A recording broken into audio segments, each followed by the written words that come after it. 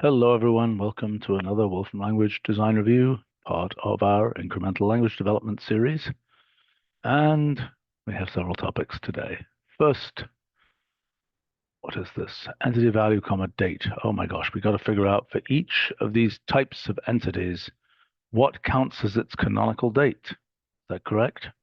Yeah, we had a conversation about this a while back and had come up with some general heuristics for this, like things that would never really cease to exist, that we might have indeterminate, other things where we know they would end sometime, but we just didn't have a date yet, that it would be different forms in here. So Ben had spent some time going through the list of entity types and proposing, based on the heuristics we talked about before, some possible ways of handling this. In some cases, we have entity types where we have several different properties that could conceivably be the so-called start date or end date of the thing, like bridge or building are good cases where we may have one or some or all of these properties available, but we would want to, for the sake of having a start date or a canonical date, Pick one. yeah.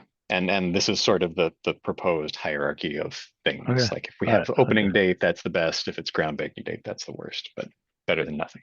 Okay. Okay. So aircraft, date of first flight. Oh no, date of introduction, I would have assumed is the start. And Generally, yeah. right, when order an experimental aircraft that's never introduced. Maybe first flight. Yeah, maybe we should pick That's first why flight that for would be that the reason. secondary thing. Yeah. Oh, I see. So we've got to start, but that's going to be inconsistent because we're going to have something where, you know, I think we got to be consistent if we can. So maybe if date of first flight is the thing that is more definitive for all aircraft, then that's what we have. Makes sense? Yeah, I'd have to look at the stats. I think we may have more date of introduction than date of first flight. But I see. Well, I mean, like an artwork, it took Michelangelo however long to do whatever it was. How do we do that? How do we deal with that? well, but that's where we were putting artwork more in the same category of like book or music work or something, where we're thinking of the thing came Finished into good. Yeah, existence the way that we think of it today on this date, and it exists forever. yeah. Okay. Artwork, I'm actually not so, looking at that now, I'm not so sure about that, because we certainly have artworks that we know of that have been destroyed and do not exist. So Sure. Okay, so let's talk about unlike say infinite unlike future say versus a say a music work or a, yeah. right. Let's talk about infinite future versus missing versus indeterminate. Okay. Yeah, Because Jose and I sorry, were and I actually, think sorry, and I think the other part of this was also thinking about, because we're talking about wanting to have these properties to make some behavior with different visualizations. Visualization functions work better. How should those functions deal with the things that you're talking about here? Okay. So I think I think we should prefer missings to indeterminates.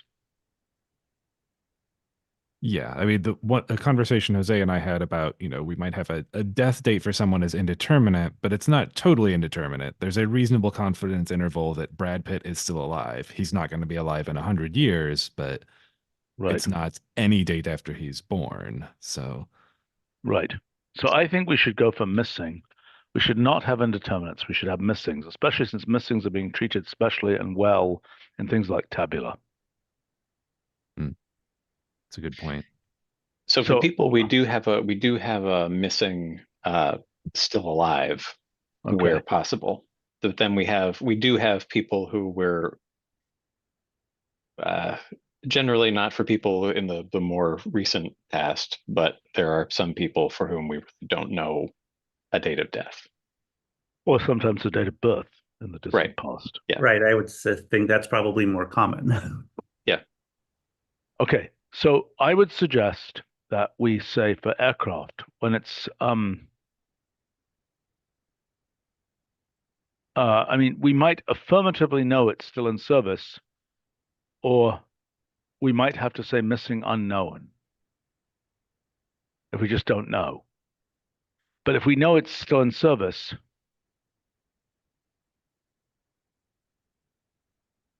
that particular one we can tell is it still in service.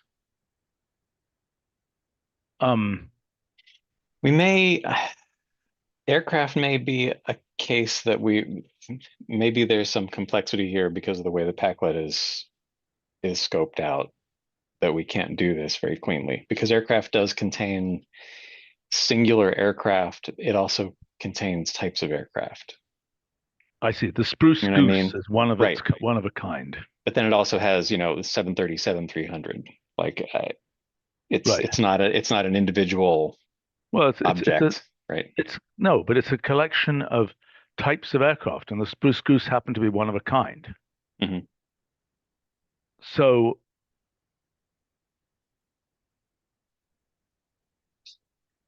I think it is either an end date when all of its species have been decommissioned. We can say that there are types of planes where there just aren't any flying anymore. Not so many. I mean, because somebody might, take a Sopwith camel and bring it Right. back to life. Even the Spruce Goose might be brought back to life.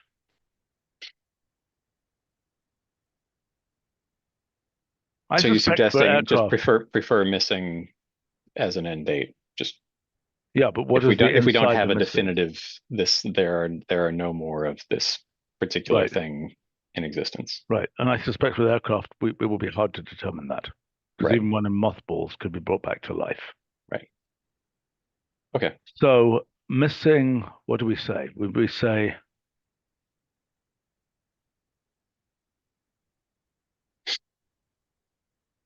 we could say missing unknown.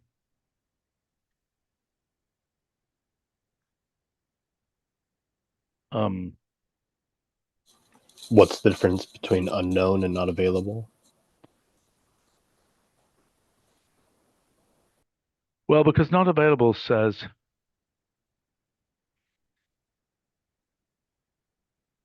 we could maybe have not it, available is cleaner. What's that? I was just similar question. What does not available really connote?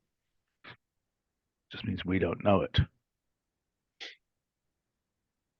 as opposed to the expectation of not applicable, which is, look, I think not available is okay for this. Missing not available is okay for end date for those. Okay.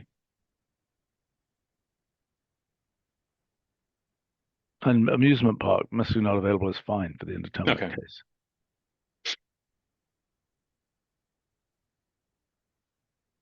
I would say for artwork, you should say missing not available, not infinite future. Okay. Board game.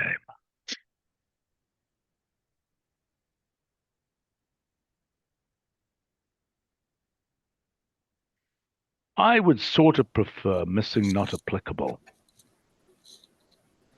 for the future of board game. For art, isn't that more like the person case where there could be like missing still alive, still exists? We don't necessarily know if it still exists. Usually. Maybe we do. I mean, I don't know. For a lot we probably do, but not not everything. I think we should just say missing not available. Yeah. Because I think, knowing that, I don't know, those pieces of art that was, maybe they were just returned, but stolen from that museum in the Netherlands. I forget. Or the museum in Boston. Yeah. Yes, right. It's like, what happened? We don't know. Do they no longer exist, or are they in someone's basement? Yeah. Right. And generally in artwork, we are talking about specific artifacts rather than abstract creative works. Like a Rubik's Cube is probably not an artwork. Right. Okay, with book, do we want to kind of glance down here and look at the other, if we're thinking about rethinking the notion of infinite future as an endpoint than the rest of these cases, right? So Right. board game, book. Yeah. Not applicable, I think, for the infinite future, rather than not available, just not applicable. There is no, Yeah. doesn't make sense. Similarly with board game, doesn't make sense to say. Right. Yeah. And bridge not available.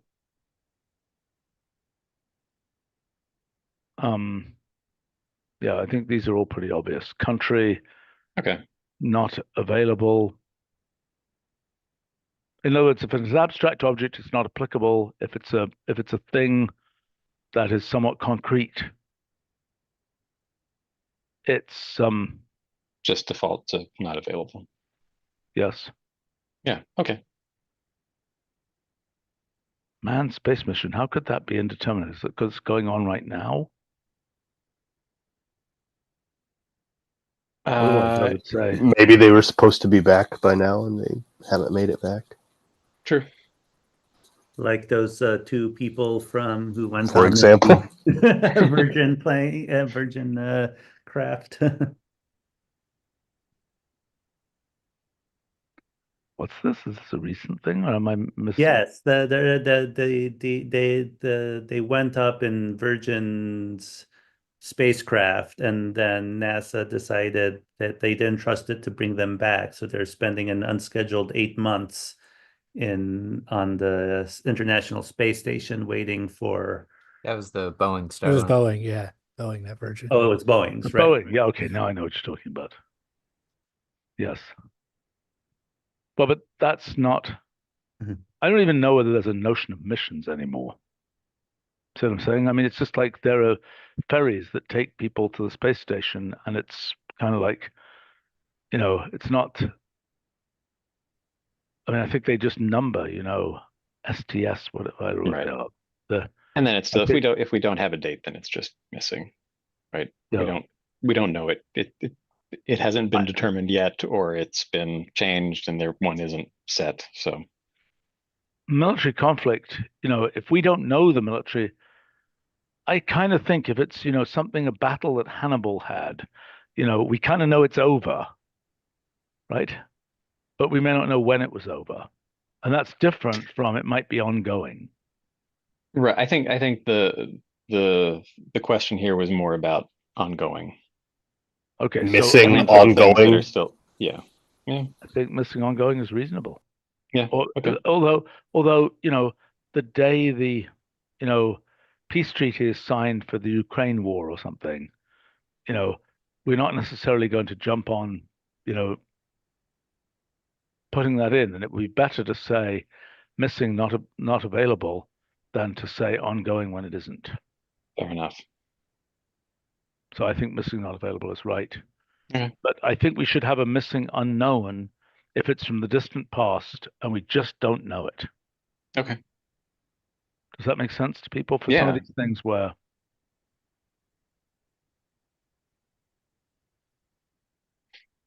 Okay. Movie, same thing. For All the these- board all these game other Risk, end date has to be infinite future. Ha ha ha. things. You know.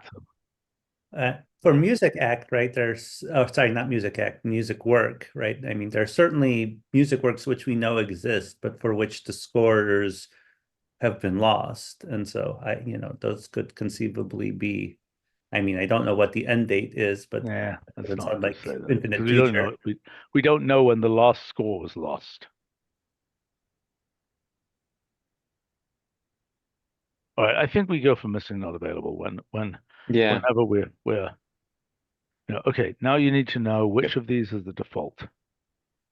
Right? If there's only one, we have no whatever. There's no. So you're proposing that these are the priority order for these things, right? Yeah, I think so.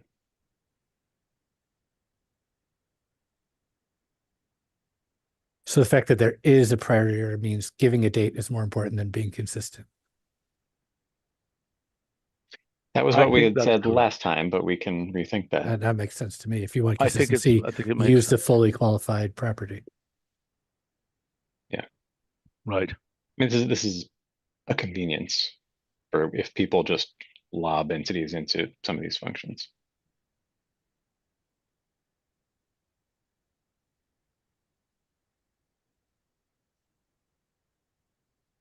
Universities do close. Yeah, sorry, there was a glitch there. Yes, and I don't think we have a property for that, but it's something that we Probably can should. add. Yeah, they definitely close. Shipwreck. That's a funny one. Of what the I think we should say not applicable. Right. So I guess one thing I'm thinking about as we look at having end dates be missing is how they'll work in date intervals. We have date intervals that have definite start dates and end dates, and we have date intervals that have directed infinities for one or both end dates. But I don't know that we've thought in depth about what a date interval with a missing endpoint Well, should. I better think about it. We better think about that. Yeah. I mean, I think the question is, what's the overlap, for example, between two date objects? If it's date object January 1st, 1900 to missing, January 1st, 1960 to missing, do those overlap? Right. I think it can stay unevaluated because we have no idea. Yeah. And we're just going to get the wrong answer. Right. Much like you There are can't cases generate in you What's can't that? generate it. You can't generate a range with an infinite endpoint. You can't generate a range with an unknown endpoint. So they're descriptive of some time period, but you may not be able to do arithmetic with it. I think that's correct. Yeah. I mean, if we know the beginning, then if you ask what's the beginning, I mean, if you ask for the duration, you probably should get missing because we just don't know, right? Yeah. And similarly, if you ask for the end date, if you've given a start, if you ask for the start date, obviously we just return it. There's a small calculus here to be worked out. Okay. Yeah. I'll think about it a little bit more. Okay. On to the next topic. Sounds good. Unless there was anything else you had, Alan. No, I think this looks. No, looks I good. think This that's is what great. we were looking for. That revision of the rules is easy enough to implement. So thanks. This does seem like a good idea. Select, discard. Yeah. So the one question I have about it is it meaningfully different than gather by? The main difference that I can see is that the ordering will be set.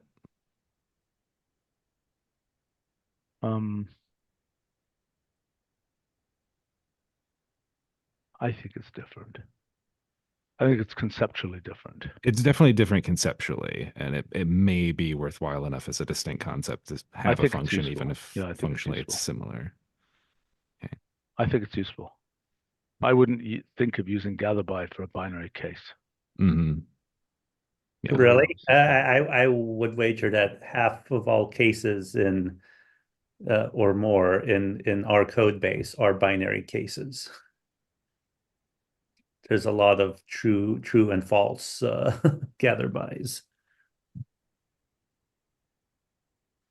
There's a sub bullet point at the end there of whether we should think about discard first or key discard. I'm a little less warm on discard first than select first, but I think key discard has some interest to it. Yeah. I don't think we need every variant of select to have a discard. No, but I do think key discard is somewhat useful.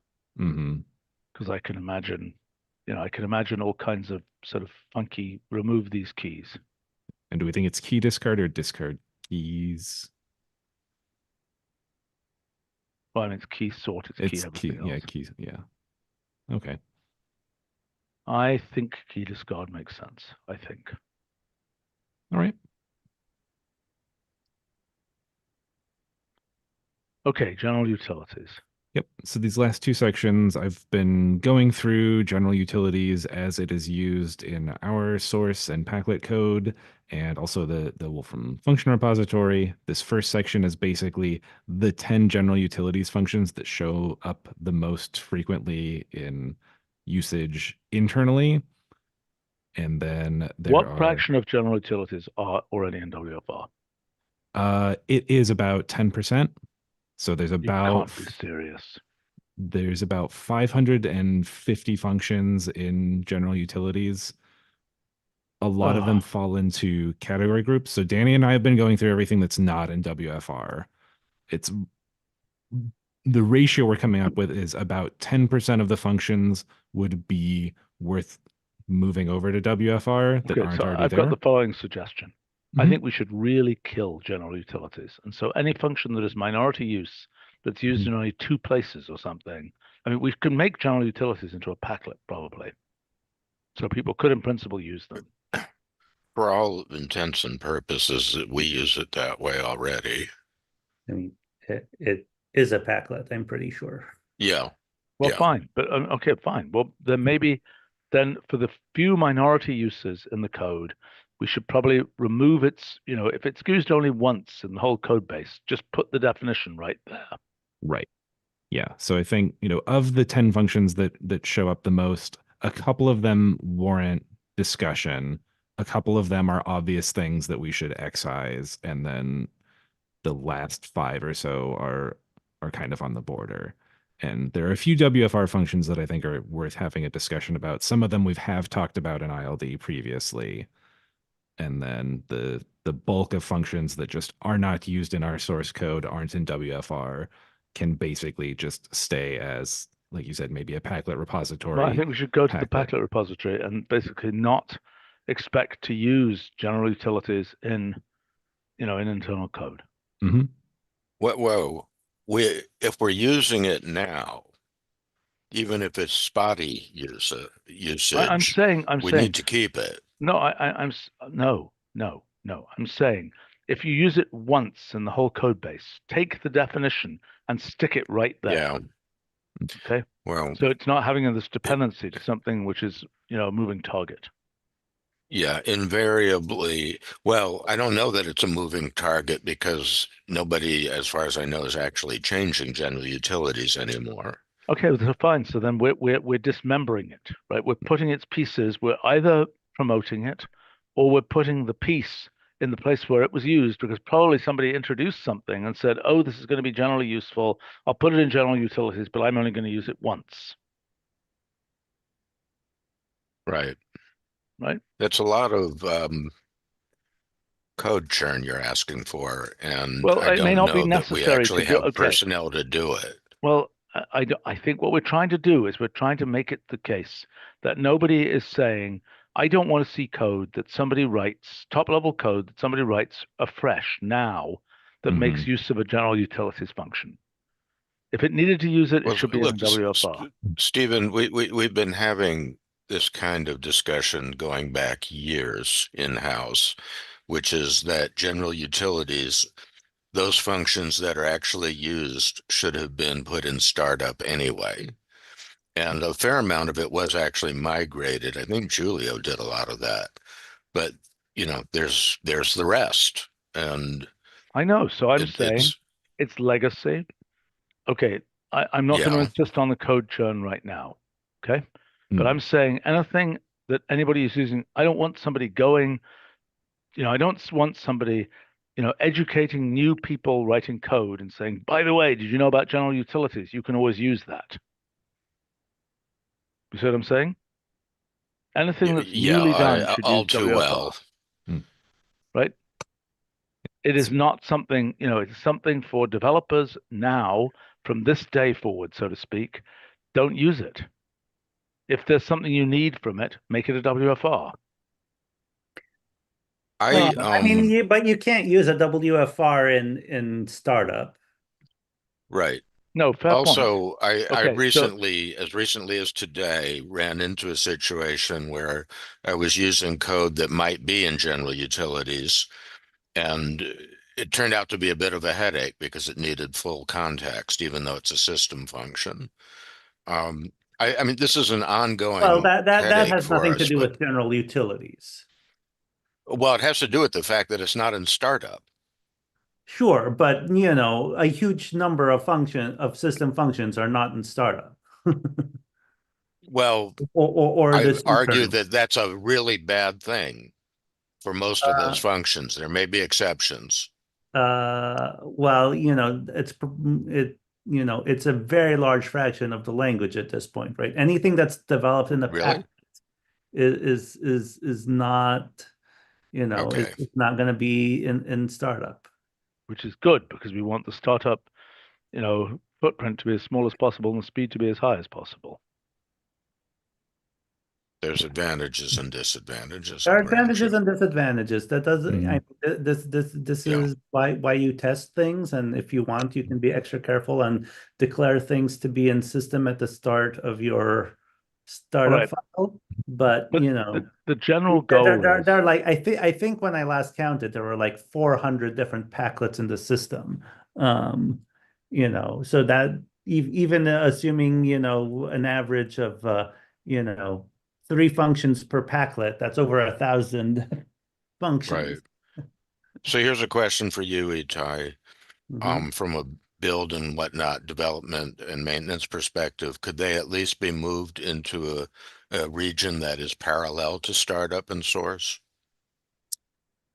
That might make the maintenance somewhat easier, and it might make it easier for us to deal with this general utilities issue that Stephen's talking about. I don't understand what you're asking. I'm asking if these could be What is it? First of all, what are these? these packlets that exist outside of kernel sources. Well, there are like 400 of them, as I just said. So the short answer is no. They live in the Packlets project, many of them. That's Okay. just not practical. Yeah, I mean, Is there maybe some reason that is so far removed from the kernel?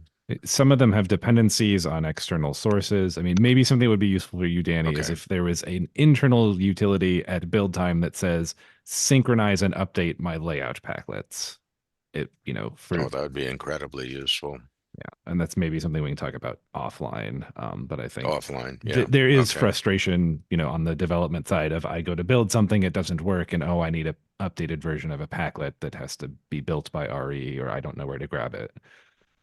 Yeah. But that okay. for purposes of this meeting, yeah. I think this section on messaging has some things that we want to discuss or at least think about for ILD. I think valid property queue is by far the most commonly used general utilities function. What it does is it takes a head, a potential property or element, and then a list of possible properties or elements, and gives true if that is a member, and otherwise it gives false and a message. So this is, area is a valid property for country, but February is not. It simplifies the process of Is checking. it looking up actual properties, or is It is. No. It's literally looking verbatim for what is there. So it's checking member queue, and if not member queue, then issue a message. Okay, so it has nothing to do with properties. It has nothing to do with properties. It's poorly named. It has some nice conveniences, like an optional fourth argument for things that are permissible but shouldn't be in the message, or a maximum number of elements that Okay, so should this is a appear in the message message. generation function. Yes, it is. Well, it's an input validation and messaging function. Yeah, it's combining two common instances. I do think that input validation is something for which we should have some functions. Yep. In the system. Mm-hmm. I mean, I think we should decide. I mean, the only thing the first argument is doing here is providing a message name, right? It is providing a message head. Yeah, the tag, not the tag. Sorry, name. Or sorry, not the tag. It's providing the head, not the message name. Yeah, okay, I get it. What is the message name? It is unnecessarily long. I think it's LM miss. Okay. Well, you can click on it and find out, right? I know. So like this shows up in a lot of the signal processing code because there's a lot of functions that need to take potentially a bunch of different formats or parameters. It has some conveniences like being able to change the message template a little bit or elide the options if there's too many in the list. So like I think that option down there says Okay, max so items is 15 by we need a default. family of functions that are for messaging like this. Yep. Yeah, I think that reissuing messages with another head, validating argument count and messaging appropriately are all things that are needed pretty regularly for early function Argument development. count we have. Yeah, we do have argument count, right? This is In what form? As the validating top string level? arguments, basically. Yeah. What is the top level version of argument count? Arguments, options, and check arguments. I see. Well, I mean, this seems worthwhile to do. I mean, I don't know whether we want a sort of a super function that is just a messaging super function that takes, that has a variety of different things, like check if this is in this list, check, blah, blah, blah, blah, blah. I don't know whether we want a messaging super function or whether there's a small enough number of messaging cases that we should name them separately. Okay. Can we try to determine what the cases are and try and think, how do we make something that says, member check or something in this case? Yeah, there's kind of a class of messages here. We don't want people inserting messages all over the place in code for localization issues and other things like that, but we want the general flow of, I have an input, I need to check it against this list of permissible or potentially undocumented permissible things. Right. I mean, it could be a check wrong, family. It could be Yep. some check something or other. Just like we have the confirm family. Yep. We could have a Right, check family. just right. I mean, right, just like we have, check arguments, right? We could have a check, membership or something like that. Check Yes. member queue. or This is probably basically check member queue. yeah, and it's check member queue with, I mean, I think we would probably want a slightly more functiony sounding name, like maybe check parameter or Yeah, okay, fair enough. But I mean, this has a model where you're feeding in the function as it is being presented together with what you check about it. right. And it does not end in the letter Q. Yeah, I understand. It's a check family. Mm-hmm. Right, and Okay. and certainly the way it's currently done, right? There are localization issues, right? Like it just appends S to whatever you give it, which is obvious, Yeah, and that's not good. which is ridiculous. And we have a pluralized function, so it's not hopeless to do. Yeah, there's an option for the existing valid property queue that says how to pluralize, but yeah, I think there's some more intelligent things that can be done. Reissue message is slightly odd in that it is actually issue message from failure. So it takes a failure object and it extracts the message and tag and issues a message. It can reissue it with a different head. This is again sort of in that messaging category of It's basically something like failure message. Yeah. I just linked a resource function that I wrote a while back. Basically the same thing. Yeah. Is this the same thing or the inverse operation of this? So this has a few different uses. It can issue a message from a failure object, but you can also use it with like message syntax, but it returns a failure object as well. So it's pretty convenient. And it also supports like modern template syntax too, so you can use like named parameters and whatnot in your messages. Okay, so seems relevant. Let's go through and just see what low-hanging fruit can be picked. This seems like a worthwhile function in some form. Mm-hmm. Okay. Yep.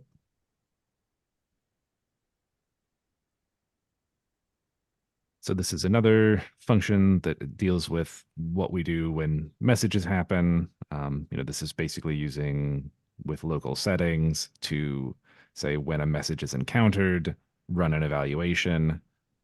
It's I slightly don't different understand from how that relates to, sorry, you were going to say, go on. Yeah, it's different from check in that it doesn't return the second argument in the failure case. It still returns the evaluation, but it basically runs something that should be side effecty when a message is encountered. It also quiets the message by default, which is a little funky, but if we're thinking of it in the family of argument handling or error handling, can make sense.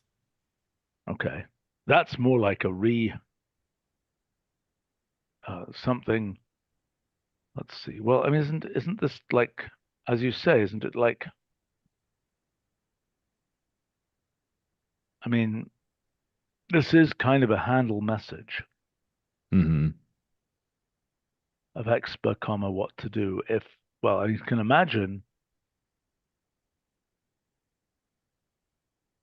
handle message with any message or handle message with a tag, you know, goes to blah, another one goes to blah, et cetera, et cetera, et cetera.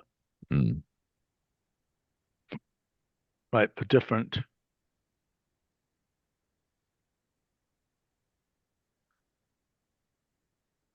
Rick has a message replace. Yeah, we've talked about message replace briefly in the past, which is Right. And you wanted to have that conversation when Christopher was around, and Christopher hasn't been around very much. So Okay. Well, we've delayed circling back to it. Okay. Well, so maybe we can try and invite him at a particular time when we're going to talk about message handling. Okay. okay.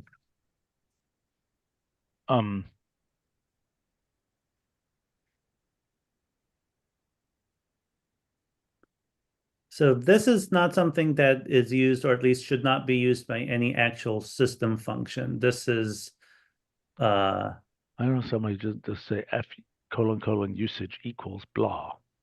It does template processing, kind of like WFR notebooks do. Yeah, so that the primary This is advantage. Definitely a WFR story. Yeah, it is. It is something that I think should not be in startup code for sure. Right. Yeah, people use it for, like, you know, their contexted symbols, because those that don't get usage messages from documentation. But for packlets with documentation, does installing the packlet also install usage messages like this from that documentation? I don't know. Well, no, but that's not the case we're talking about. We're talking about things that are not documented because they're not in system or in a documented context. But somebody writing something for the packlet repository, this is pretty much their only good option for writing nice formatted usage messages. That's the use case I was thinking of. Like, shouldn't that just come from the documentation that they include in their packlet? Or you mean their function repository submission? No, Or if in you that write case, yeah. if you write documentation in a packlet and someone installs it, it'll all work, right, without any sort of set usage. Okay. Oh, does it? I thought that was a separate build process. Oh, I could be wrong. I thought that was. I have no idea if that works. I just think that's how it should work in that use case. The short answer is we do not pick up messages from anywhere other than, you know, system files, kernel, etc. So all packlets that you know, they sort of define things at runtime when they load themselves. They will add messages, which I think is a problem because it means those things aren't localized. But that we don't need to get into that discussion right now. Okay. Okay. Let's just look at these string things. Yeah, so these are two utilities for generating nice readable strings related to different physical quantities. I think the formatting here isn't great in that there's no spacing, but it basically, this takes a count in seconds and it returns back a mixed radix string form of it. Don't we have a way to do that? I thought we had a way to do that with date string or something. You can do something like that with date string. You can do something like that with quantity form.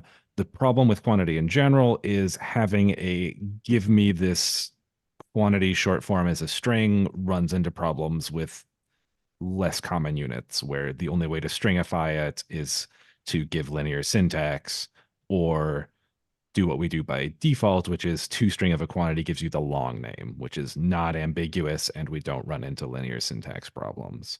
I think you're scribbling stuff on the screen. Something was just on my Sorry about that. monitor. Thanks for explaining. How do I stop it from doing that? You What make did I it hit not that I shouldn't have? some kind of pen tool. Yeah, I must have hit something I didn't see. But it should come under an eraser, which you can use to erase this from everybody's screen. It looks like okay, in any case. Okay, so the point here is genuine strings from quantities. Yep. Right. And I think there are, so SI byte string right below it is similar in that there's two parts basically. There are a number of PQs we have where we get undecorated numbers representing things like timing. So we get counts in milliseconds or we get byte counts. And it's often convenient to be able to turn those into human readable units. We did this for byte count by adding file size, which looks at the byte count and then gives you an appropriate unit depending on what it is. I'm sorry, I'm confused. Why aren't we just having, at least as a WFR for right now, quantity string that attempts to take any quantity and turns it into a reasonable string? We've done various prototypes like that. They're basically two hitches. One is, do we want to allow unit rescaling? Do we want to add SI prefixes where applicable? That's probably an option for the function. Yeah. Mm-hmm. And the second one is what we do with cases where the units don't have a nice short form. Because most of the time people are wanting to turn things into strings, they're wanting the short form. They want Give me an M example. per minutes. So the example there of Earth masses, we get it's right above the SI byte string. We get a subscript, so we can't really turn that into a nice ASCII string or even a Unicode string. We could turn it into a Unicode string by removing the subscripting, by Right. saying M, an Earth symbol. Yeah. I think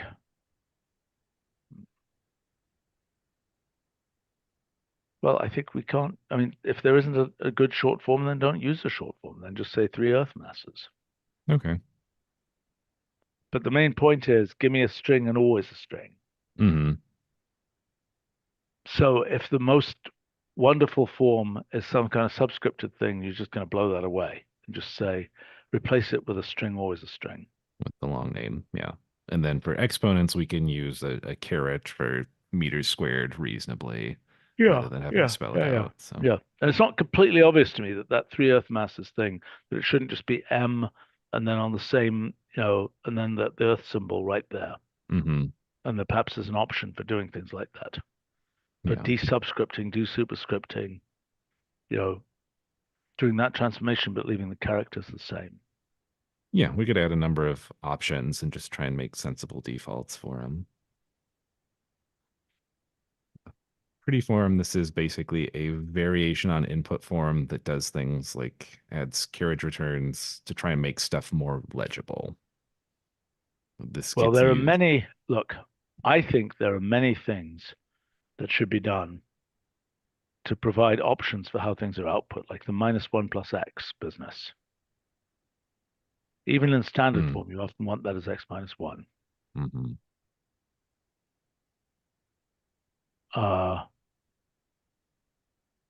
I don't know how useful this particular pretty printer is.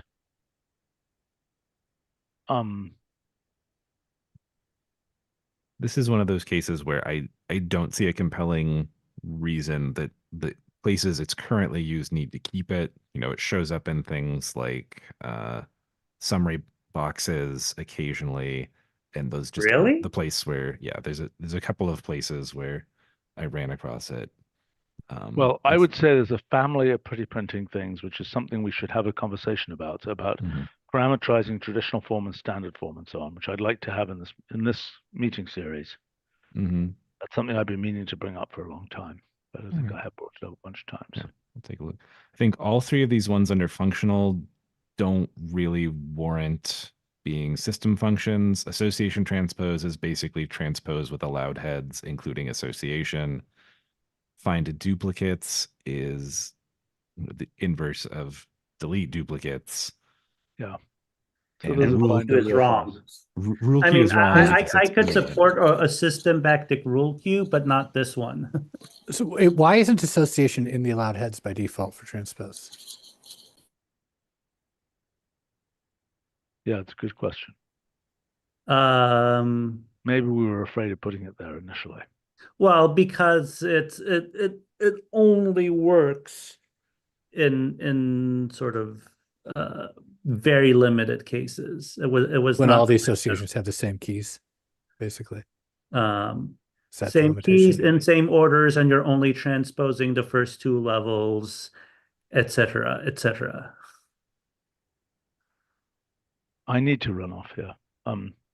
So to be continued. Okay. All right. See you guys later.